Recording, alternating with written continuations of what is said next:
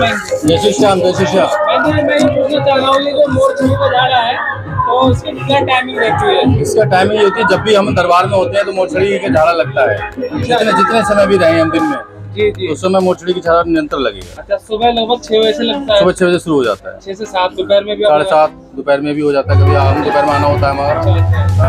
ये झाड़ा और शाम को भी सीधा आरती के समय होता है, मोरछड़ी का झाड़ा लगता है। मतलब दरबार में जब भी हम होंगे तो मोरछड़ी झाड़ा अवश्य लगेगा। अच्छा अच्छा, 1 घंटा सुबह 1 घंटा शाम? हाँ, ऐसे मान सकते हैं। अच्छा अच्छा। तो मंदिर मोर छड़ी के झाड़े से मतलब क्या बाबा की क्या कृपा होती है इसको लगाने से? देखो, आपको जानकारी होगी, मोर का पंख बाबा के लिए सबसे ज्यादा शुभ होता है। और मोर 16 मतलब युगनी जो होती है ना, इस तरीके की चीजें रखता है। तो इसलिए जो मोर का पंख जो होता है, किसी को सर पे अगर लगाओगे तो बाबा की विशेष कृपा आपको मिलेगी। इसलिए मोर छड़ी के झाड़ा सबसे शुभ माना जाता है, अच्छा माना जाता है। बहुत सारी ऐसी नेगेटिव एनर्जियाँ होती हैं, अगर वो किसी व्यक्ति पे है, मोर छड़ी के झाड़ा अगर ठीक से लग जाए तो वो नेगेटिव एनर्जियों से दूर हो जाती है। और बहुत सारे रोग ऐसे होते हैं कि मोर छड़ी के झाड़ा लगने से दूर हो जाते हैं। हाँ जी, बहुत लोगों को फायदा होता है। हाँ, नेगेटिव शक्तियाँ तो मोरछड़ी झाड़ा से बहुत दूर होती है।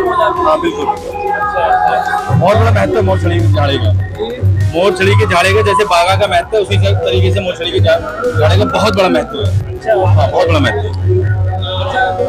आरती के समय बता दीजिए। सुबह 7 बजे। मतलब ये बदलता रहता है? नहीं, हाँ, ये गर्मियों का मतलब मौसम है, इसमें होता है। उसमें जब जाड़ों में होता है उससे समय चेंज हो जाता है। समय हम मौसम के हिसाब से चेंज करते हैं। बहुत से शाम में ये पूछते हैं कि जैसे बहन जी हमें ऐसे बोली है तो आप डेली देखते हो? हाँ, निरंतर देखते हैं। 8 बजे बैठ जाते हैं, 8 बजे से एक राउंड चलता है हमारा 11 बजे तक। 8 से 11 तक 11:30 हो जाए, जैसे पेशेंट हैं, जो संख्या के हिसाब से है वो तो। और उसके बाद में फिर हम बैठ जाते हैं 1 बजे, फिर चलता है, फिर आरती के बाद बैठ जाते हैं। मतलब दिन में हमारे 4-5 राउंड लगते हैं। दोपहर में 1 बजे? हाँ, दोपहर में 1 बजे बैठ जाते हैं। 1 बजे से बैठ जाते हैं, 3 बज जाए, 3:30 बज जाए, वो तो भक्तों के ऊपर है। शाम को फिर आरती के बाद तुरंत बैठ जाते हैं। आरती के बाद 6:30 के बाद 6:30 बजे के बाद 7 बजे में बैठ जाते हैं।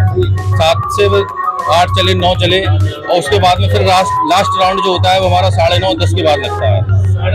9:30 या 10 के बाद लास्ट राउंड लगता है, जब हमें दिखता है कि कुछ पेशेंट रह गए हैं, कुछ भक्त रह गए हैं, तो फिर भी हम फिर बैठ जाते हैं।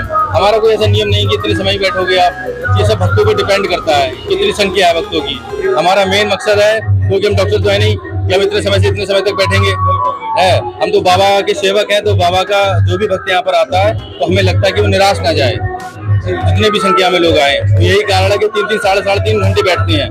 पूरे देश दुनिया में इतनी ओपीडी किसी के पास नहीं होंगी जितनी बाबा ने हमें दे रखी है। हाँ हाँ, टाइम टेबल कुछ नहीं, टाइम टेबल बैठने का टाइम टेबल, उठने का कोई टाइम टेबल नहीं है।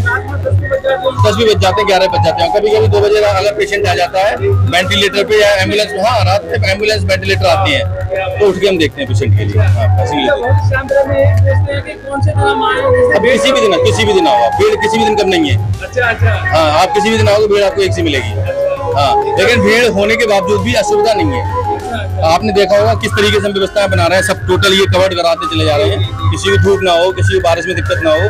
तो ये जो व्यवस्था जो मनोरम धाम की है, तो ये बाबा की एक अलग तरीके की व्यवस्थाएं हैं। और इन व्यवस्थाओं को देख के भक्त बहुत खुश होते हैं, पॉजिटिव एनर्जी उनको मिलती है, बाबा से जुड़ते हैं और तुरंत लाभ मिलता है। कल भी एक मुंबई से एक महिला आई थी, उसको 10 साल से बच्चे नहीं हो रहे थे, ठीक है, आशीर्वाद लेके गई, जुड़वा बच्चे लेके आई, और दोनों जुड़वा बच्चे उसने हमें गोद में रख दिए हमारे। हमें खुशी मिलती है कि 10 साल बाद अगर मुंबई जैसे मेट्रो सिटी में भी बहुत सारे डॉक्टर्स होंगे, बहुत सारे इलाज होंगे, उसके बावजूद बाबा की कृपा से, मनोरम धाम की कृपा से ये अगर इस तरीके का चमत्कार हुआ और वो डायरेक्ट मुंबई से फ्लाइट से यहाँ आए, बरेली उतरे और सीधे हमारे पास दोनों बच्चों को गोद में ला के रख दिया। तो ये जो चीजें हैं, ये मनोरम धाम पर ही देखने को मिलेंगी आपको।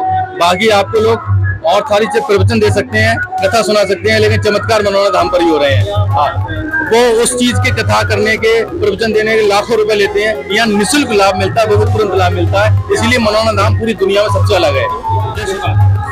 अभी जो बच्ची जी भी हुई थी यहाँ, तो उनका मैंने बयान देखा था, वो कह रहे थे कि उस समय महंत नहीं थे, उनके मतलब भाई थे। ऐसा होता है, भाई भतीजे की बात नहीं होती है। मेन चीज होती है, जब भी हम कहीं बाहर जाते हैं तो हम अपना बहुत बड़ी तादाद में जल पढ़ के चले जाते हैं कि अगर कोई अकस्मात हमारे पीछे कोई दिक्कत परेशानी आए तो वो जल ले जाके पढ़वा दो। आप उसको ध्यान से सुनो। उन्होंने बोला था कि जब बच्ची के मुंह में जल पड़ा हुआ जल, महंजी का पड़ा हुआ जल हमने डाला तो बच्ची वो जीवित हो गई। 2 घंटे बाद वो बच्ची जीवित हुई थी। और सारे लोग यहाँ चेक कर रहे थे, क्योंकि बहुत सारी मतलब संख्या में भीड़ वहाँ इकट्ठी हो गई थी। क्योंकि जब कोई बच्चा खत्म होता है, कोई भी एक्सपायर होता है, तो लोग भीड़ जुटा ही लेते हैं। तो सबने उसे अपने अपने तरीके से चेक किया, उसमें कुछ नहीं था। 2 घंटे बाद वो जीवित हो गई। क्या बात है। एकादशी द्वादशी पे आना चाहिए मरीज। हाँ, एकादशी पे आना चाहिए, कोई दिक्कत नहीं है। मरीज हाँ सब पे देखते हैं हम, एकादशी द्वादशी। पहले नियम थे कि नहीं देखते थे, लेकिन अब संख्या इतनी बड़ी तादाद में आ रही है, बड़े बड़े अलग अलग स्टेट से, अलग अलग देश से लोग आ रहे हैं, तो हमने सारे नियम चेंज कर दिए। हम भक्तों की सुविधा के हिसाब से नियम बनाते हैं। ऐसा नहीं है कि हमने नियम बना दिए, फिर नियमों पे भक्तों को प्रॉब्लम हो रही है, फिर भी हम नियमों पे काबू, हम नियम तोड़ देते हैं अपने। खुद बनाना, खुद तोड़ना, भक्तों को असुविधा ना हो। कोई अहंकार नहीं, कोई घमंड नहीं, कोई किसी तरीके की नौटंकी आडंबर नहीं। जय श्री श्याम, जय श्री श्याम, जय श्री श्याम।